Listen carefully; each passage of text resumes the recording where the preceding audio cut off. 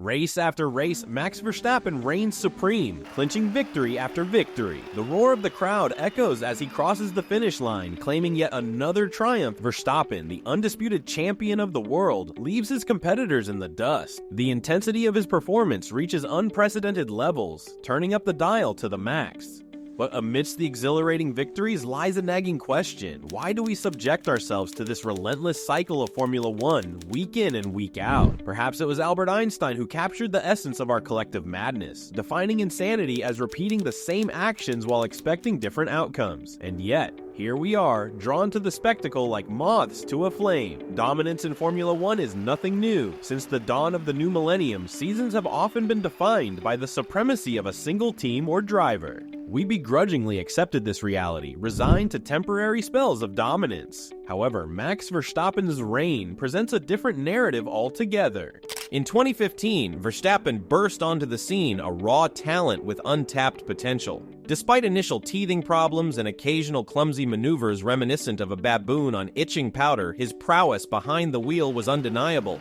Eyes turned eagerly towards his future, envisioning the heights he could reach in a Red Bull racing machine. A dream that would soon materialize with Daniel Kvyat's abrupt departure, catapulting Verstappen into the spotlight.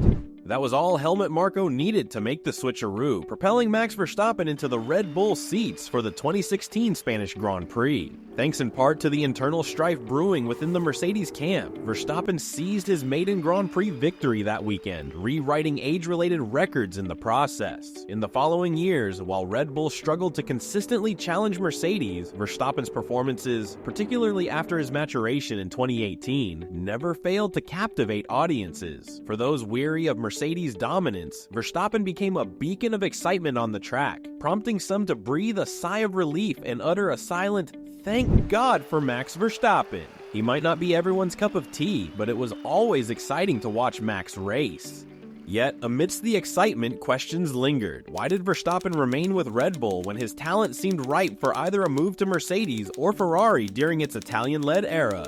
Apart from whispered rumors of backstage dealings and potential legal entanglements, loyalty to Helmut Marko and the Red Bull program loomed large in Verstappen's decision. They had believed in him from the outset, granting him a spot on the Formula One grid after just a year of racing cars, a debt he seemed keen to honor. As we reflect, it's natural to gravitate towards those who have supported USA. Verstappen's patience in the late 20s stemmed from a desire for a competitive car, one capable of challenging Mercedes and the brilliance of Lewis Hamilton. Despite sporadic victories, this elusive dream remained just out of reach, setting the stage for Verstappen's foray into the 2020s. Amidst occasional victories, Max Verstappen's quest for dominance remained elusive, unable to truly challenge the indomitable force of the Mercedes camp and the unparalleled brilliance of Lewis Hamilton. As the calendar flipped to the 2020s, the anticipation grew, and soon, Formula One witnessed one of its most electrifying seasons unfold in 2021. However, this season, marked by Verstappen's breathtaking driving, will forever be tainted by the controversial events of a single night in Abu Dhabi, a tale I'll delve into in another video, so save your ire for then.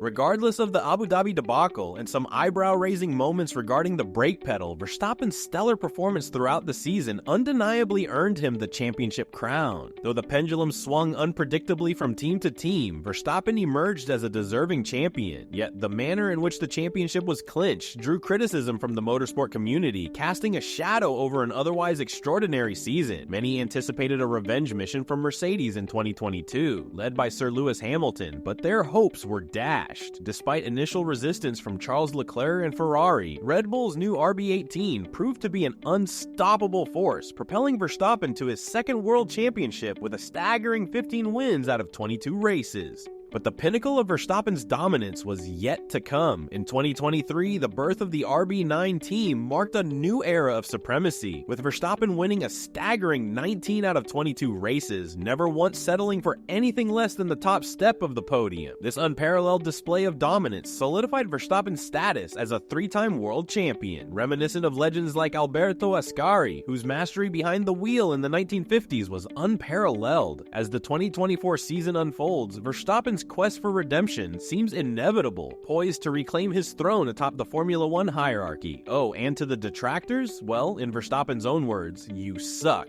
Living in this era of Formula One domination, it's hard not to feel like a broken record, echoing the sentiments of journalists, pundits, and fans alike. Who can possibly challenge Max Verstappen? From 2022 to 2023, Verstappen's dominance was staggering, with 34 out of 44 races ending in victory for him, leaving his teammates in his wake. Yet, despite the stark statistics, questions arise regarding the vast performance gulf between Verstappen and his teammates. Gasly, Albon, and Checo, all highly respected drivers, seemed poised to shine upon joining Red Bull Racing. However, once in the team, they found themselves overshadowed by Verstappen, the undisputed top dog. Fickle F1 fans may dismiss these drivers as unworthy, but the reality is more complex.